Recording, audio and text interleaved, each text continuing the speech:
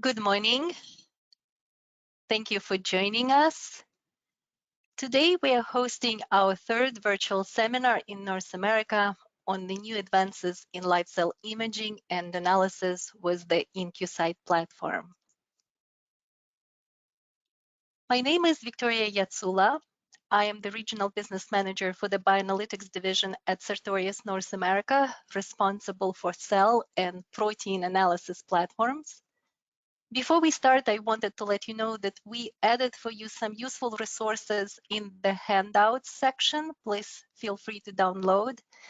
If you're interested in requesting a meeting with your local sales and technical team, there is an option to do this during the webinar. There is a link in Chatter that we posted for you. Just follow the link to schedule a meeting. Our focus today is on immune cell killing and advanced cell models. We will start with the Incucyte technology background, review techniques and methods for real-time analysis of immune cell activation and tumor cell killing, looking at individual as well as adherent and non-adherent cells in mixed cultures and 3D tumor models. It is my pleasure to introduce Laura Gaidos. Laura is a field application scientist for the Bioanalytics Division. Many of you may know Laura. She is our technical Incucyte expert in the Northwest. And with that, I will pass it to Laura. To you, Laura. Thank you, Victoria. I'd like to start us off with my favorite illustration of why we use the Incucyte. We all know biology happens in real time, but what about your analysis? This first example is a 24-hour endpoint assay. The second example is 48-hour endpoint. We see a very slightly different result, but the two top lines there are still about the same. Now here's the Incucyte assay that shows what's happening in real time. With both endpoint assays, we missed a key difference with this treatment shown at the top, which has a response that peaks at 12 hours. Next, I'm going to give a brief introduction to the Incucyte, and then I'll get to the details of immune cell killing assays soon. With this video of the Incucyte, first notice that it's in the incubator. That's where it lives. It's the best place for your cells. You can fit a lot of different types of vessels on these Incucyte trays.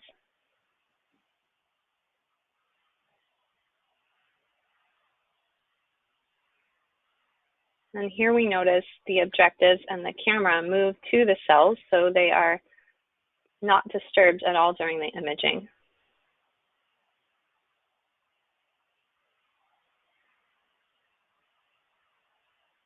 This is our Incucyte portfolio. We have the SX1, the S3, and the SX5.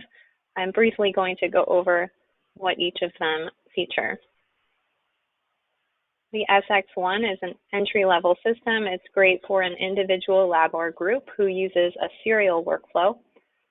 There are modular upgrades available to grow with your lab up to the level of an S3, which then leads me to talk about the S3. This is our standard Incucyte for high-throughput live cell analysis, and it's perfect for multiple users. You can fill the schedule with up to 6 plates on parallel workflows, which means each plate can scan at a different time interval with a different objective. It comes with 2 fluorescent channels, either green and red or orange and near IR, plus the HD phase imaging. The SX5 is our most advanced Incucyte with multiple optical modules and the capability to perform all of our offered applications. It features the ability to image with up to 3 fluorescent channels simultaneously, plus the phase contrast imaging channel, and this enables more complex assays to be run. These are all the applications we've developed for the Incucyte. Today, I will be covering these highlighted applications with a focus on assays using immune cells to kill cancer cells. I will show you examples of immune cell killing assays using a few different types of target cancer cells. There's an example with non-adherent targets, adherent targets, and lastly, a tumor spheroid target. In all these examples, the target cells express a nuclear label from our Incucyte lentivirus reagent, and that first image of the non-adherent target cells, those cells are expressing Incucyte red lentivirus reagent. The middle image is one taken from our new SX5 Incucyte, so there are 3 fluorescent channels here.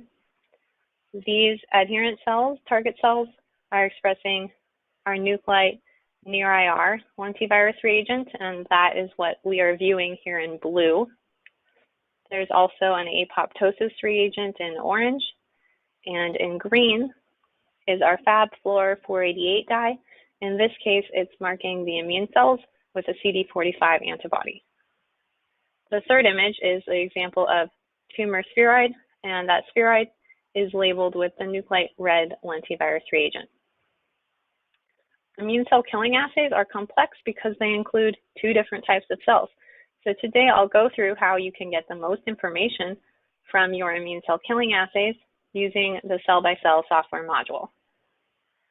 Cell-by-cell analysis software is an advanced masking algorithm that enables researchers to collect more data on their different cell populations without needing to set up multiple experiments. This example shown here is that one with the non-adherent target cells. And these here are labeled with the red Incucyte reagent, and the immune cells are unlabeled. So using the basic Incucyte analysis software, we can easily mask this red population. So that mask here is shown in yellow. But what about these immune cells? We're also interested in tracking the immune cells. So that is where cell-by-cell analysis comes in. Using cell-by-cell analysis, we can mask all the cells and categorize them into the red cells and the non-red cells. So I'll show you with a few examples how you can use cell-by-cell analysis to get more information out of your immune cell killing assays. So this first example is of those non-adherent target cells. In this assay, we have the target cells labeled in red. There is an annexin 5 apoptosis reagent in green, so that fluoresces once the cells are undergoing apoptosis. And then the immune cells are unlabeled. So the software, we're using cell-by-cell analysis, we've been able to mask the immune cells with that blue outline and the target cells with that yellow outline. So let me just play these movies for you. On the left, the first one, I'll show the immune cells are not activated.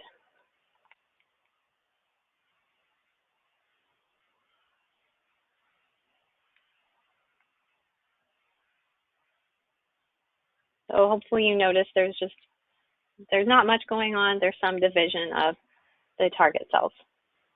And now this one, there's a lot going on here. So these immune cells have been activated with IL-2 CD3 antibodies. And I'll play it again.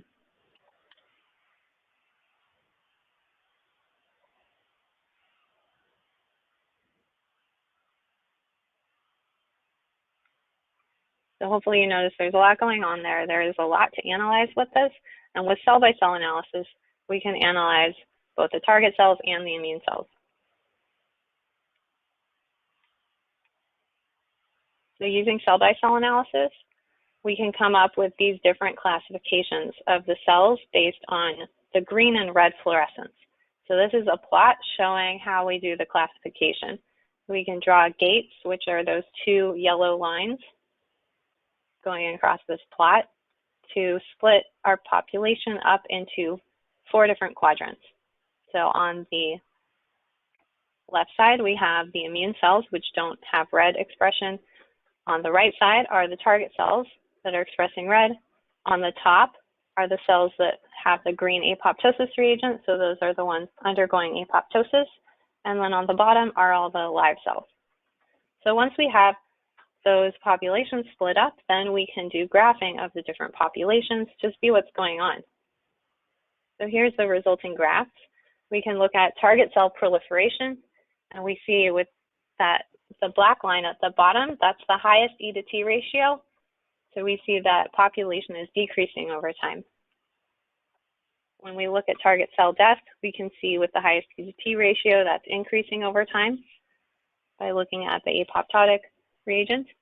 And then lastly, we can look at the immune cell proliferation over time as well. So that was with the non-adherent targets. Here's an example with the adherent target cells. And again, this is using the new Incucyte SX5 instrument. So we have 3 fluorescent colors here.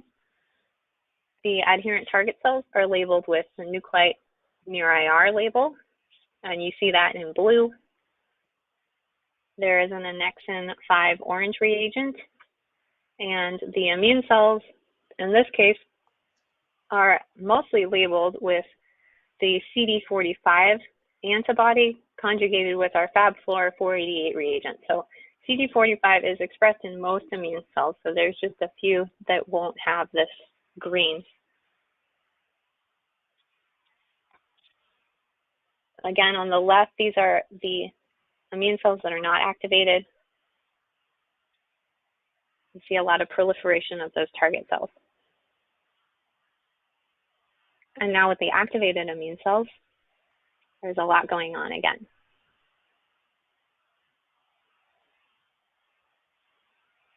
So using cell-by-cell analysis, we can actually see what's going on and track the immune cell population. Here are the bottom images. I just wanted to show you without the phase contrast so you can see that green signal from the immune cells. And now since we used cell-by-cell analysis, we can graph a few different things here. We can look at target cell proliferation, target cell apoptosis, and then finally we can look at the effector cell population. So those are the immune cells, and we see that that population increases over time when the immune cells are activated. And since we use the FAB-Fluor 488 reagent to label CD45 on the immune cells, we can track that over time as well. We see with the activated population, we don't see a decrease in that signal, but with the non-activated population, we do see a decrease in that signal over time.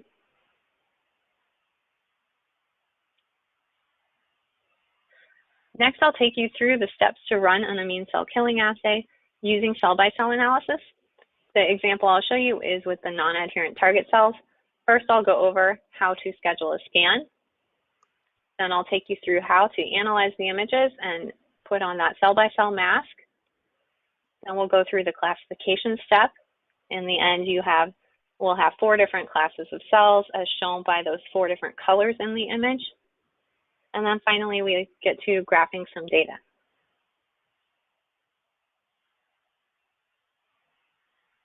So now I will jump out of this presentation and into the Incucyte software.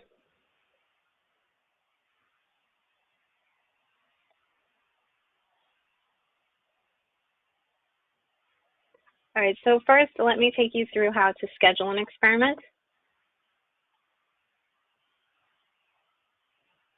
So this is a little different to do cell-by-cell analysis, so I want to go over it. At the top, we have our timeline. So each bar represents a plate that is going to be scanned. And now I'll click this plus button to launch the wizard to add an experiment. So we will just go through these steps. We'll scan on a schedule. This is a new plate. Cell-by-cell is done with the standard scan. And here we'll choose non-adherent cell-by-cell because we do want to get information about those immune cells. And those are non-adherent cell type. We can choose all the image channels here. And for these particular scan settings, it automatically goes to 20x, which is the best for this experiment. Let me go to the next screen. Here is our extensive list of plates that you can use. I find it easiest to just type in the catalog number here. There's our plate. I select where the plate is going on the Incucyte, and now I'll select the wells to scan, and I can do maybe 3 images per well, and we see that this whole plate will take only 12 minutes to scan.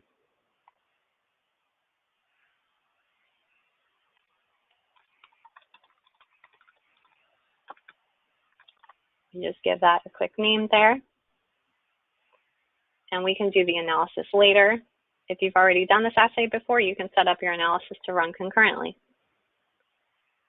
Now here we'll add it to our schedule. We already have 4 plates on there, but let's just put a new schedule on, scan every 4 hours.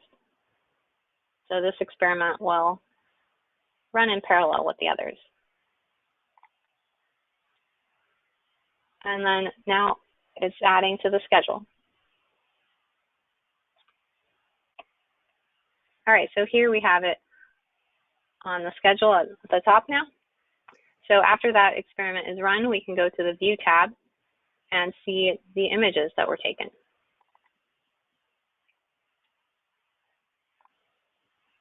So here's the images that were taken. Now you might notice this doesn't look like a full plate. Normally people run a full plate, but just to simplify for this example, we just ran a few wells.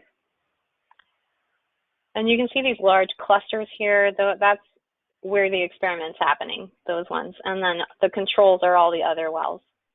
So let me take you through the plate map. So at the top we have the activated immune cells, so they were activated with IL-2 and CD3. We have the target cells and immune cells. And these bottom wells are the control with no target cells. Over here in the pink boxes are the control cells with no immune cells. And then finally in red, we have the control with no activated. So it's immune cells, but they are not activated.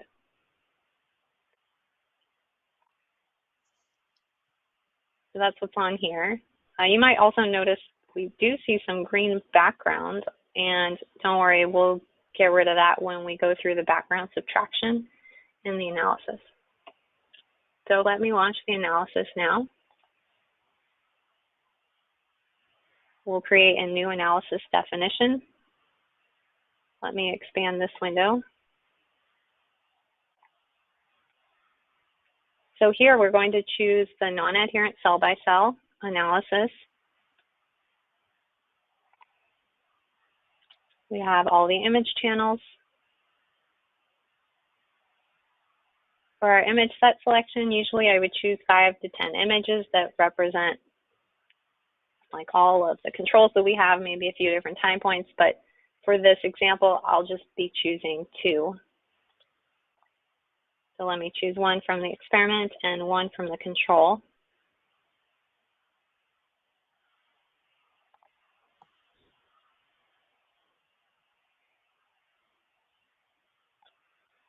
Okay, so now we can see these up close, and let's preview to put that mask on all of the cells.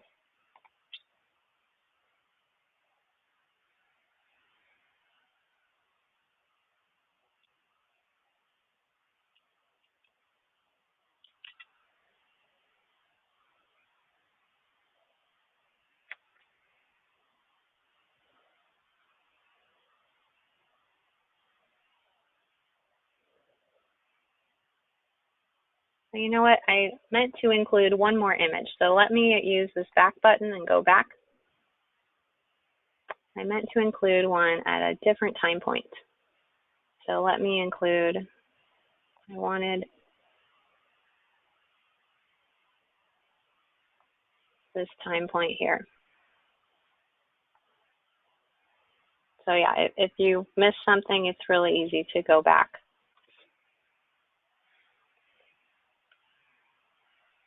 All right, let's preview again.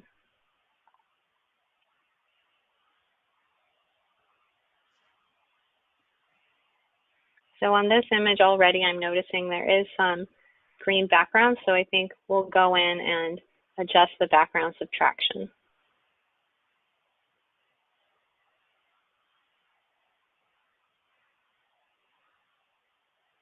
So I'll find the background subtraction down here under the green parameters. And if we decrease the top hat radius, then we'll have more background subtraction. So I'll decrease that to 15. And now let's preview again.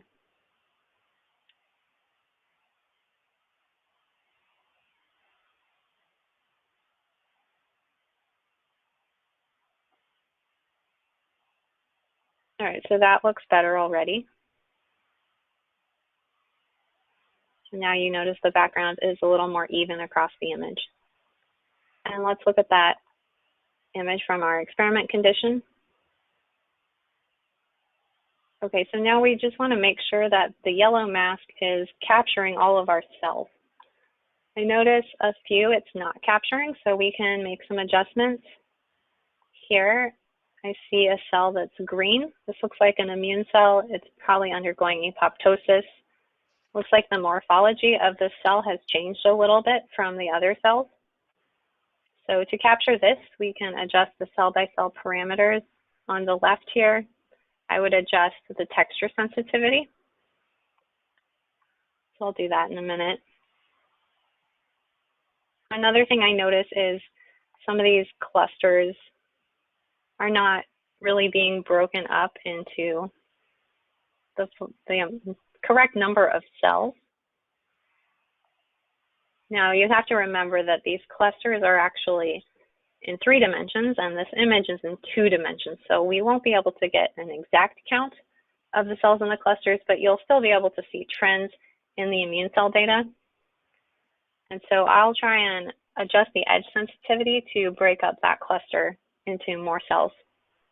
And some people do that and then they just choose to not even try and break up the cells in the cluster, and they instead mask each cluster as one object and then analyze those clusters based on number and area. So you have a couple different options for how you want to do your analysis. So I will try and adjust the edge sensitivity all the way up, and I will also adjust the texture sensitivity to capture those dying immune cells. Let's just preview this again and see if our changes are working.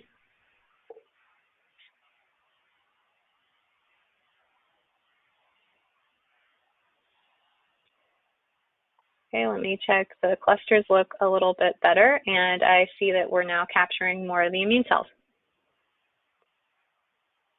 So the only other thing you might want to do is if you want to exclude some of the smaller cells or debris, you could add an area filter.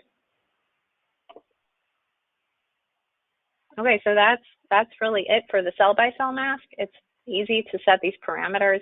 And then once you're done with this step, you launch the analysis, and the Incucyte controller will analyze all of your images at all the time points.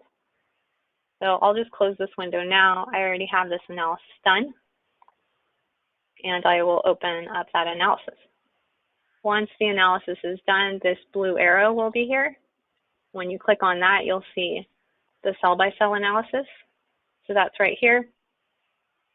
If we turn on our cell-by-cell mask now, we see it's on all of the cells, and we can jump to the classification step.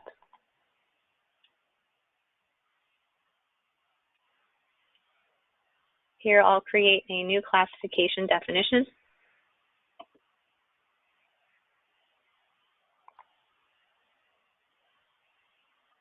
Here we just want to choose all of the conditions we had. So I'll choose this is an experiment condition, and then we had 3 controls.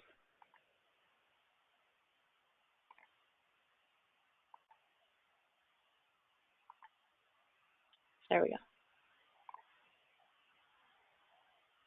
Now we choose how we want to classify the cells. So we're going to choose green and red intensity. So let me just label these so we remember what we're looking at. Low green would be our live cells. High green is going to be the apoptotic cells. low red, those are the immune cells, and high red is the target cells. And if you do these labels here, it'll make it easier later. All right, so here's our population in the middle, and everything on the screen is to help you gate the cells. So let's go over this. In the middle, each of those dots is an object that was identified with the cell-by-cell mask. And we can see the population based on red fluorescence over here on the y-axis and green fluorescence here on the x-axis. And these bars in the middle, you can move them, and this is what we use to set the gates. So to separate out the immune cell population from the target cell population, I'm looking at the y-axis here, and these populations are pretty easy to separate. So I'll put that gate around 1. And then we can use this chart over here to check the population percentages from each of those wells.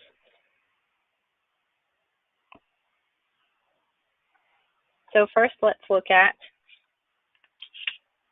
our population with no immune cells. So this is just target cells. We see that we're capturing 98% of those we're calling red. So that looks good to me. And then let's look at this well here. This only has immune cells. So then we're seeing 0% of these as red. So that looks good too. So I'm happy with that gate. Now let's move on to the green. And to look at our dying cells, we want to go to a later time point. I'm choosing another time point here. And for this, I like to look at the chart down here. This is showing the fluorescence and green fluorescence intensity for the population in each of these wells. So each well is a different color. Our controls, remember, are the red and pink here. So I'll just have this gate a little lower than 1. We expect not many of the cells in the controls to be dying. And then at the later time point, we do expect some cell death in our experiment conditions, and that's what we're seeing here. So once you're happy with these gates, then the classification will be launched on the Incucyte controller again. So I'll close this, and we'll look at the finished product.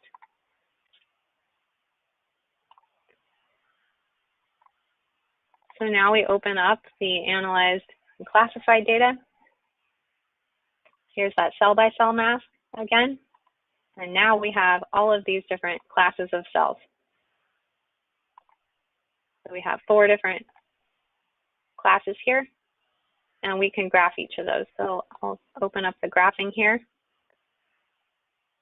One of these that I'm interested in is the immune cells. So that would be the population with low red, low green. And we can choose that metric over here on the left. We'll choose to graph it at all the time points. And we didn't have immune cells in these wells, so I will exclude those. And here's our graph. So we see with the activated immune cells, we see those are dividing.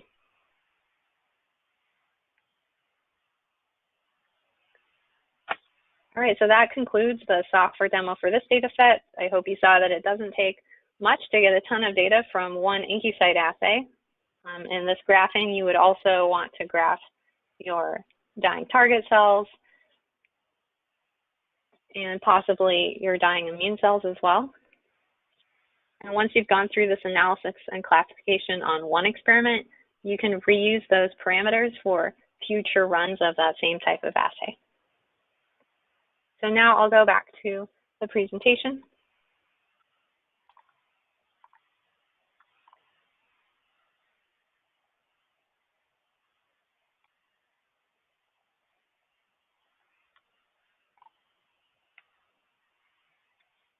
Okay, so here is all that data from the experiment I showed you. And we can generate movies and images in the end too.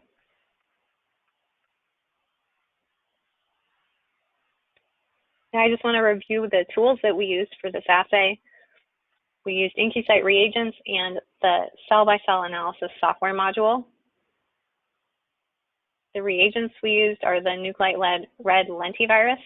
If you don't have the ability to transduce your cell line, or you don't want to go through that process, we also have the Cytolite rapid reagents available. For apoptosis, in that assay, we use the Annexin 5 green. We also have caspase 3,7 apoptosis reagents available. And with these reagents, you just add them to your media and they stay in throughout the assay. If you're using the SX5, you have an additional fluorescent channel, and you may want to use our FabFluor 488 reagent. This reagent you can use to visualize cell surface receptors. So in the example I showed you before, we looked at CD45 on the PBMCs.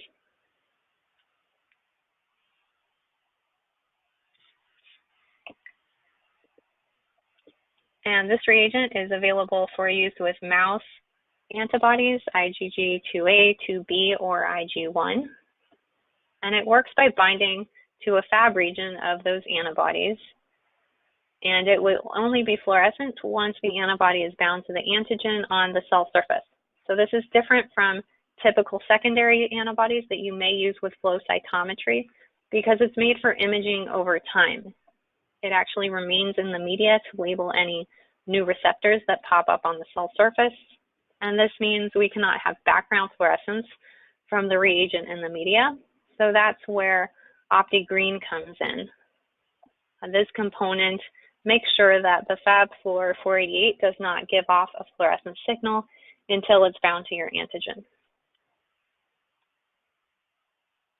So to take this one step further, now I'll show you how we do immune cell killing assays with 3D cancer cell cultures.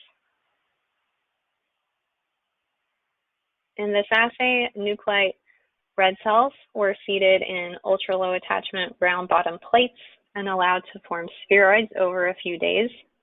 Then PBMCs, either activated or not. So the top one is showing not activated PBMCs. The bottom one I'll show you has activated PBMCs. So those were added, and let's see what happens. Play this top movie.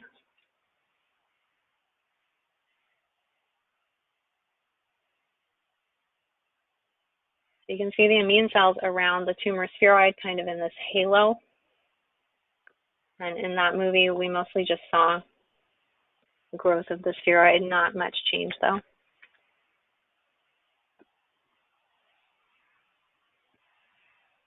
And now this bottom one is with activated PBMCs.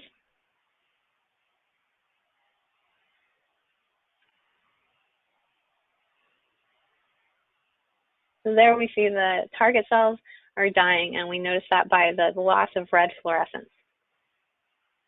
So we can graph that loss of red fluorescence, and that's what's shown in this graph here. With the activated PBMCs, we see that black line is decreasing.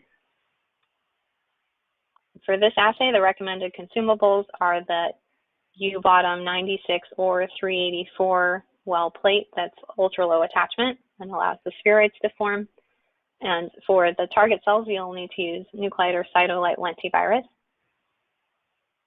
The recommended analysis we have for this is using the fluorescent analysis only.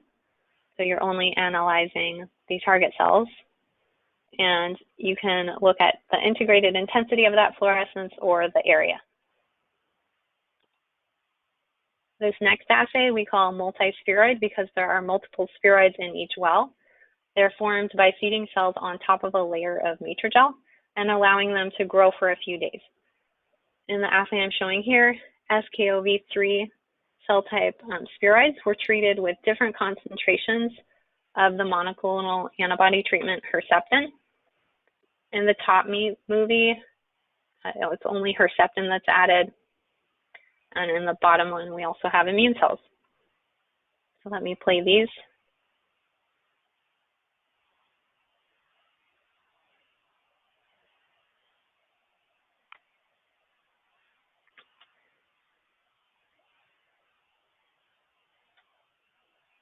right, so in that we saw the spheroids grew a ton. I think some of them even merged together.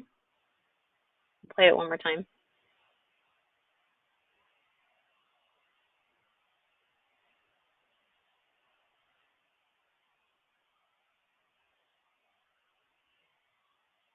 All right, pretty cool looking. On the bottom, now we have the added immune cells.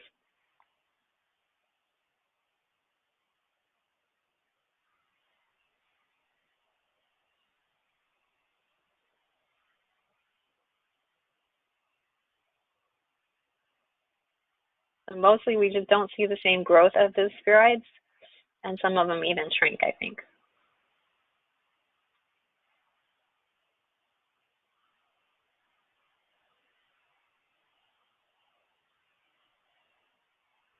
All right, but of course we have the metrics to really see what's going on. So I'll draw your attention to the graph here. On the graph, we see that higher concentrations of Herceptin, those are the darker gray lines, we see a smaller increase in the red fluorescence compared with the control, which is in blue. And that blue line is just the multispheroids alone. This assay was actually done on multiple cell lines, and so we could calculate the IC50 of Herceptin for each of those cell lines. And so that's that other graph, and we see that the control cell line, the black one, MCF7, does not respond to Herceptin treatment. So the recommended consumables for this assay are Matrigel. For this, we use a 96-well flat bottom plate, and still you need Incucyte lentivirus or Cytolite lentivirus. And again, the recommended analysis is based on the fluorescent channel only, and you can look at the integrated intensity or the average object area over time. So I'll take you through the steps to analyze spheroid assays using the spheroid software module. The example I'll show you today is of a single spheroid assay with different drug treatments, but a similar analysis can be run on an immune cell killing assay. For this, I'll skip how to actually set up the experiment since we already went over that, but you would just choose the spheroid scan type. And then I'll show you how to put that yellow mask on the spheroids. That's how we analyze the images. And we'll get to graphing as well. So again, let me jump out of the PowerPoint and take you into the Incucyte software.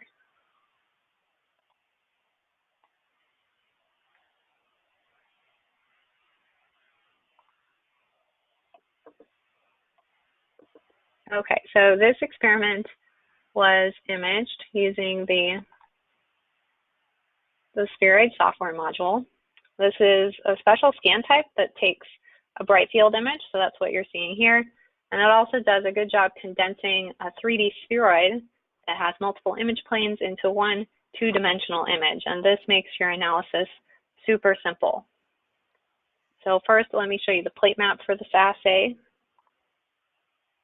So here we did run a full plate testing a few different compounds, but then we only have images shown here for the blue wells here. And this is basically just different concentrations of drug with the highest concentrations at the bottom.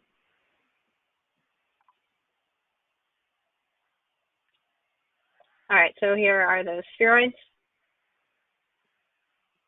And again, the top ones are with the lowest drug concentration.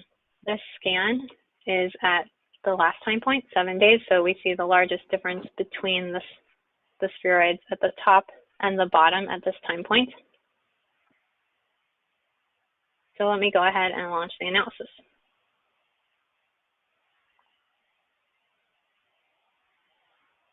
We'll create a new analysis definition. This is a spheroid analysis. Here, if you were doing an immune cell killing assay, you would just uncheck the phase bright field and only analyze the red. But I'll show you how to do the phase bright field today.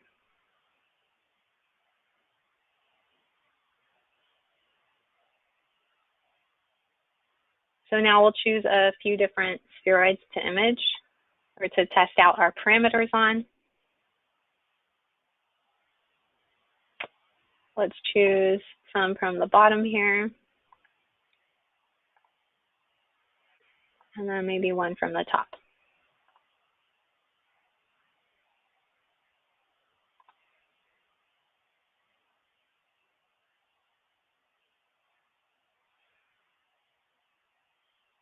All right, I'll just hit preview and we'll see that mask be generated on all the spheroids.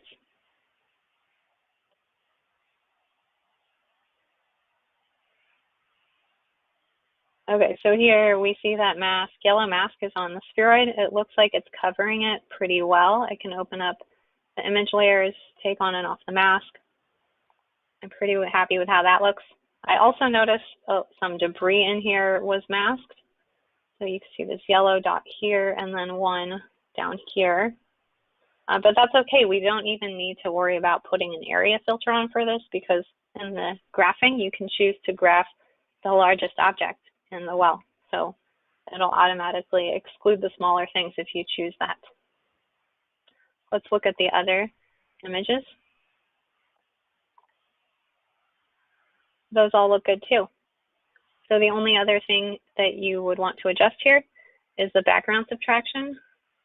That's found at the bottom under the red. So we can adjust the top hat mask. Here, I would want to measure the radius of this spheroid. So I'll choose the ruler tool on the right here.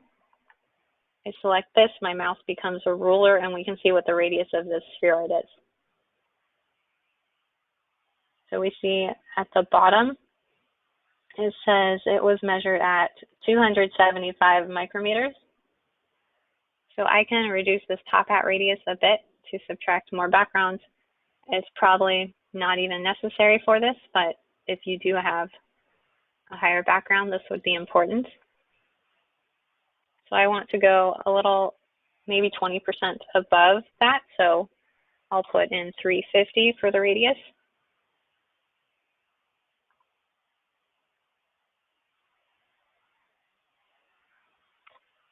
All right, and we don't see that.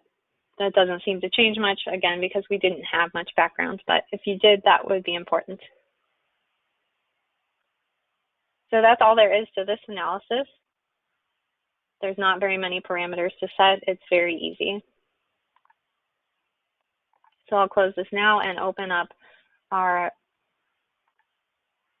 analyzed data. So under that arrow here is our analyzed data. And now if we put the mask on, under the layers here, we have a bright field mask. We also have a red object mask. So those both look good.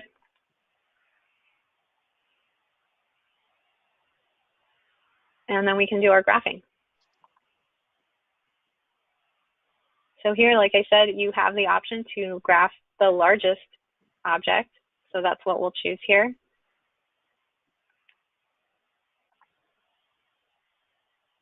And there's our graph. We see with the highest concentrations of the drug, we see a decrease in size over time.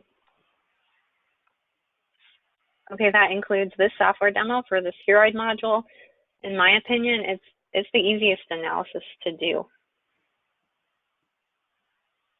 And let me go back to the presentation. So here's all the beautiful data we got from that experiment. We have our images, our mask, plate map to remind us of what we did, the graphs, and then here's some representative images. So that lowest concentration of drug, the spheroid, is bigger than the highest concentration. Here's a review of the tools we used. The Incucyte red lentivirus was for the target for the spheroid cells, and if you had immune cells, those would be unlabeled. We used a 96-well ultra-low attachment plate and the spheroid analysis software module.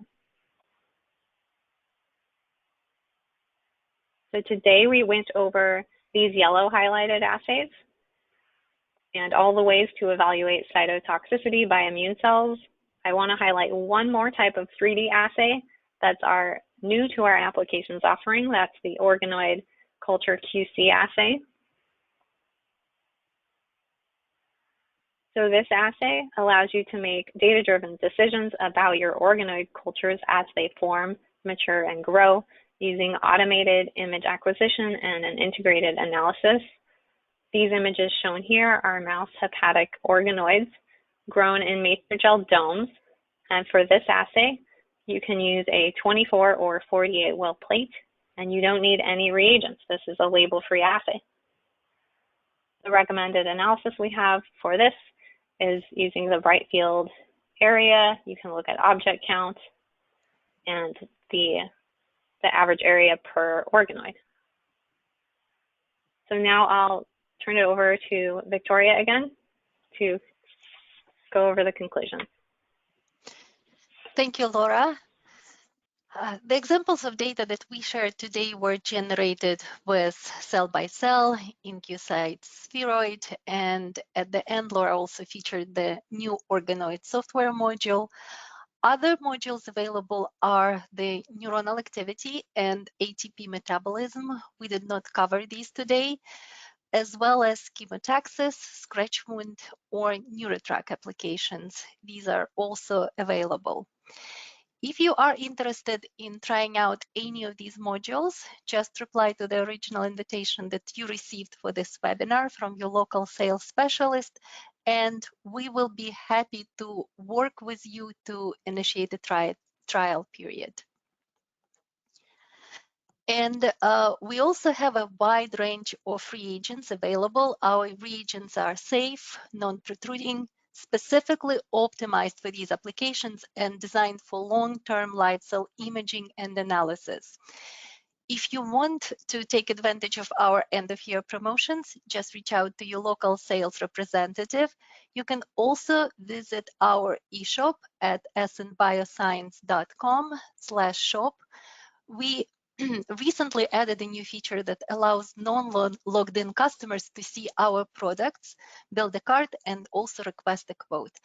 And of course, you can place your order directly from your online account if you prefer. Just to recap briefly, today we covered advanced applications for immune cell killing, looking at subpopulation identification and 3-color analysis. We also did a brief software demonstration on immune cell killing using our cell-by-cell and spheroid software modules.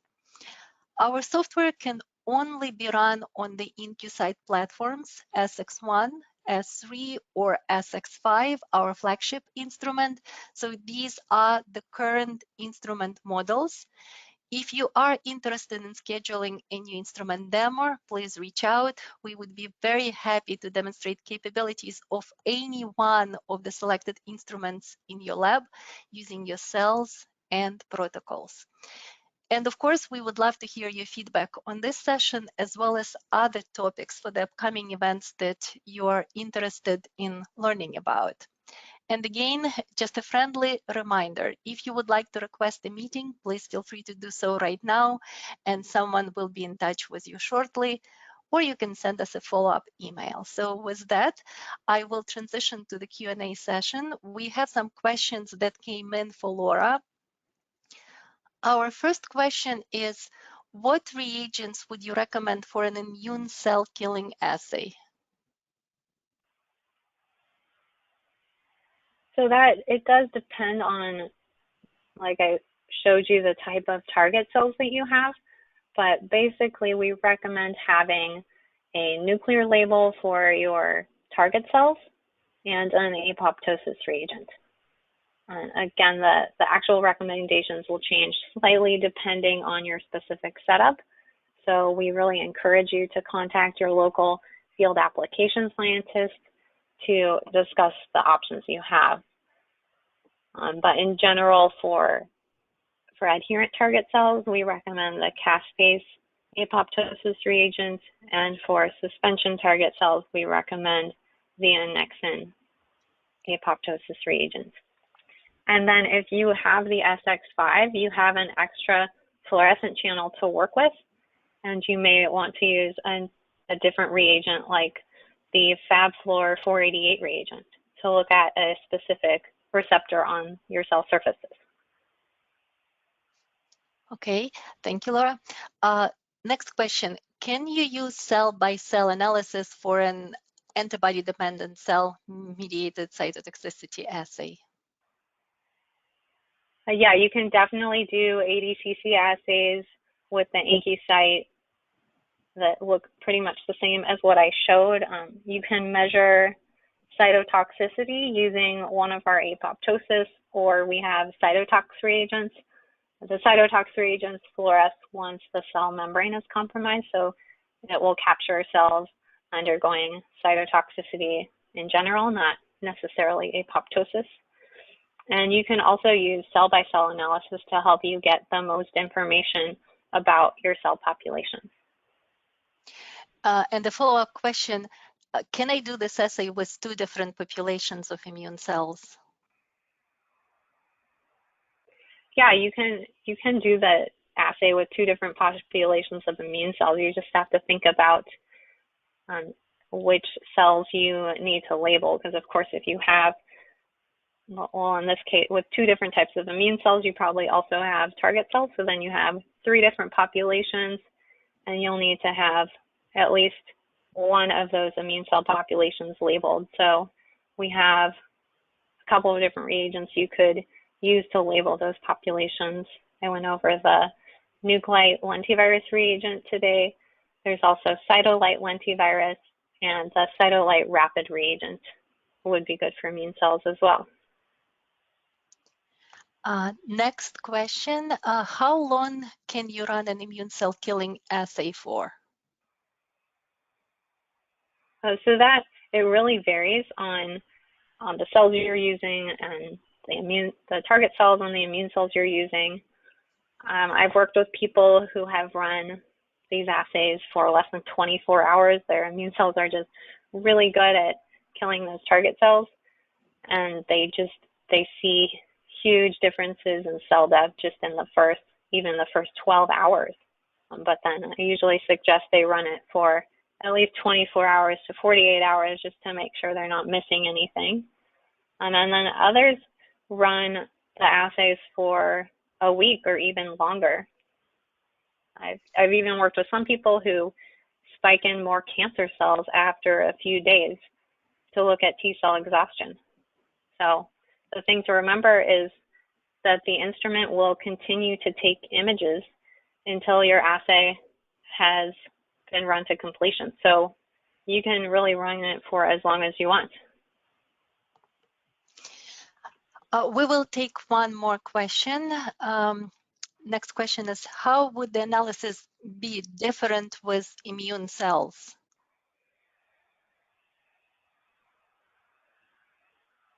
So I guess that's referring to maybe the spheroid analysis. So if you're doing the spheroid analysis that I went over with immune cells in there, like I showed you, when you're going through the analysis, you need to uncheck the box that says bright field phase and then only do the red fluorescent analysis. And unfortunately, you can't analyze the immune cell. You can't use the cell-by-cell module with the spheroid module together. But for that analysis, you'll be looking at the target cells that are labeled with a fluorescent marker. Thank you, Laura. This was the last question that we can take now, but we will review all questions that came in today and follow up with you individually. This concludes our presentation. Thank you again for joining us today. We really appreciate your time, everyone.